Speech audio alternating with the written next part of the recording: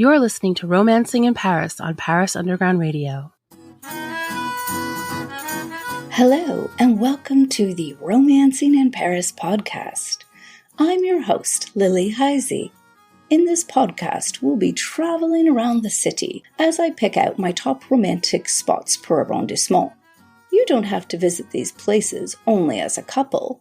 Exploring them can be the expression of your own love of Paris. Are you ready to get romancing in Paris? Hello, and welcome back to Romancing in Paris. I hope you've been enjoying this new season of the podcast. The past episodes have included some great places to stroll, a romantic museum, and all-in-one date spots with dinner options. Today's episode will cover a similar sort of place, one which can function as an all-in-one date venue, yet with a completely different feel to the ones recently covered, and with centuries more history. Grab your sherry, we're going to the Village Saint-Paul. As some listeners will know, I give tours in Paris, and my second favorite place to tour in, after my neighborhood of Montmartre, is the Marais. The district holds so much history and so many fascinating stories. It also has an abundance of unique romantic places, all of which makes it a wonderful place to meander. In our first episode on the 4th district, we covered a nearby place to today's, La Rue des Bars, in which we touched on a bit of history of this part of the 4th. We're going to go into further detail in this episode. The Village Saint-Paul is a hidden labyrinth of courtyards which weave their way in between Rue des Jardins Saint-Paul and Rue Saint-Paul. Gardens. And a saint. The names of these streets give some clues as to the history of the area. As Paris was very slowly growing over the long span of the medieval era, the area which is today called the Marais wasn't very developed because its land was very wet and would flood regularly. It wasn't a full-on marsh, or marais in French, but had marshy tendencies. In the 11th century, the area was dredged, making it usable. However, a lot of it was then transformed into horticultural lands, vegetable gardens and orchards. The verb that means to cultivate land in French is Marais, which is another possible origin to the area's nickname of Le Marais. As the land was outside the boundaries of then Paris, a cemetery and church were also built here, found on the corner of today's Rue Neuve Saint-Pierre and Rue Saint-Paul. The church was called Saint-Paul des Champs, or Saint Paul of the Fields, due to the surrounding landscape. This church was rebuilt in the 1400s and was gradually disused when a new church, originally called Église Saint-Louis des Jésuites, was built around the corner in the early 1600s. Like all other religious property, the old church and the new church were confiscated during the Revolution, and the old church was mostly demolished at the end of the 18th century. The newer church took on the name Saint-Louis Saint Paul. But we're getting ahead of ourselves. Let's rewind a little, or rather a lot, back to the 1300s. In 1361, King Charles V decided to abandon the royal palace on Ile de la Cité for a royal castle complex over in the Marais, found between Rue Saint-Paul and Rue du Petit Musc to the east, and it took on the name of the adjacent church of Saint Paul. One of the reasons for the move was that this location would make it easier for the king to flee to the Vincennes fortress in case of enemy attack. This was in the thick of the 100 Years' War, so there really was a risk of attack by the British. The castle complex consisted of 4 main buildings, one for the king, one for the queen, one for their children, and one for their entourage. These were designed in a Gothic style and were surrounded by gardens. To better protect his new home, Charles V decided to expand the city wall of Paris, which we've discussed on previous episodes of the podcast. At that time, he expanded it only on the right bank, and the new boundary was found a few blocks from his castle complex in Place de la Bastille, where he also added the formidable and infamous fortress to guard the new wall and its nearby royal residence.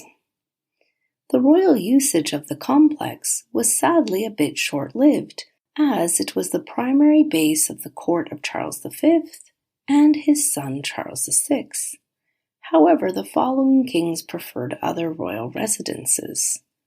Therefore, cast aside, the complex was demolished in the 1540s to make way for new Renaissance-style hôtels particuliers which were springing up in the area.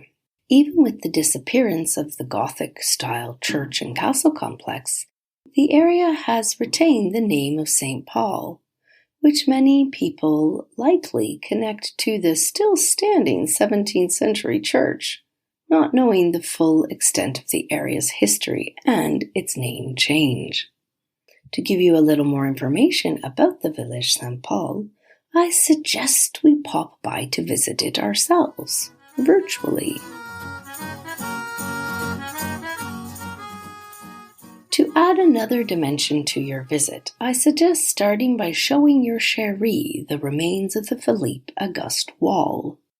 Take Rue des Jardins Saint-Paul, the street found just behind the church Saint Louis Saint Paul, and on the other side of the long basketball court, which is found on the left. Have a good look at the wall.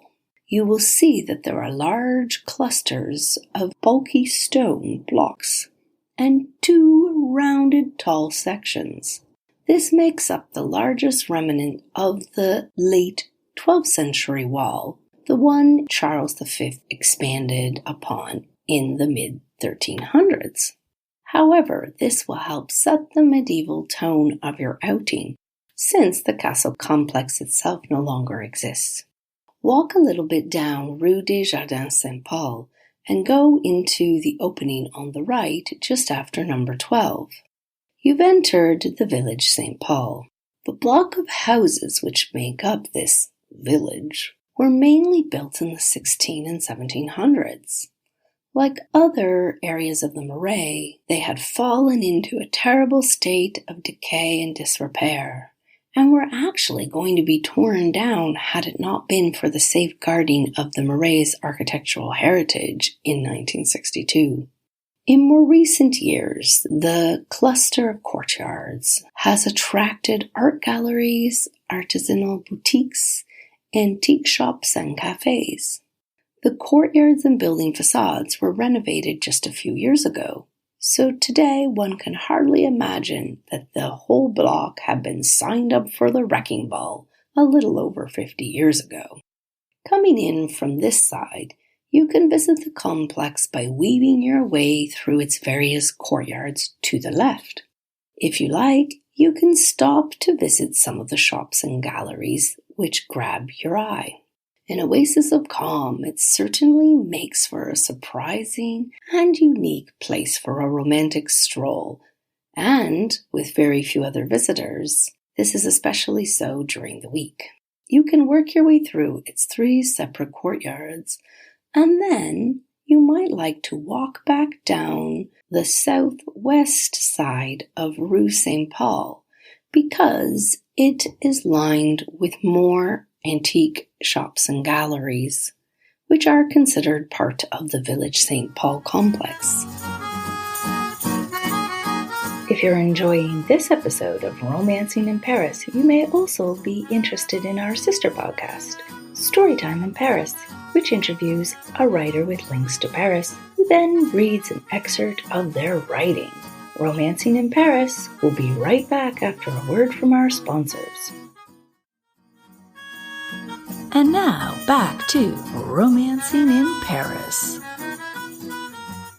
In the inner courtyards, there are a few different eateries, which you might like to plan to stop at after your meanderings through the complex. Within the first courtyard, there are actually 3. La Petite Maison dans la Cour, a very fitting name, the house in the courtyard, is best for a casual meal or tea time.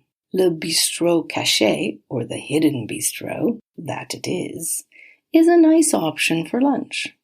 And the best for dinner is Dad's Den, which, despite its somewhat peculiar name, has a menu of mostly Italian cuisine, like salads, pastas, and risotto. It has some outdoor seating, but also has a stylish interior with a part underneath a glassed-in back terrace. Lastly, the third courtyard is home to Pinot Grigio. Yes, another Italian restaurant, which is probably more authentic than Dad's Den. Here you can have a good classic Italian aperitivo. On the menu are spritzes, mixed boards of Italian snacks, which you can sample as you gaze out onto the beautiful and peaceful village St. Paul courtyard. If you would like to carry on your romancing in the area, you might like to discover the Rue des Bars, which I mentioned at the beginning of this podcast, and which you can go back to learn about in episode 4. The subject of 2 recent podcasts, the Parc Rive de Seine and the Musée Cognac J, are also nearby. Thank you for listening to this latest edition of Romancing in Paris. If you have a minute, please rate or review it. It only takes a quick moment, and it's very helpful in attracting future potential new listeners. If you're looking for more great ideas for romantic things to do in Paris and around the world, please see my website jetammeneither.com and tune in to the other great podcasts on Paris which are available in the Paris Underground Radio Network. Until next time, happy romancing in Paris. This episode of Romancing in Paris was produced by Jennifer Garrity for Paris Underground Radio. For more on this show and shows like it, please visit parisundergroundradio.com.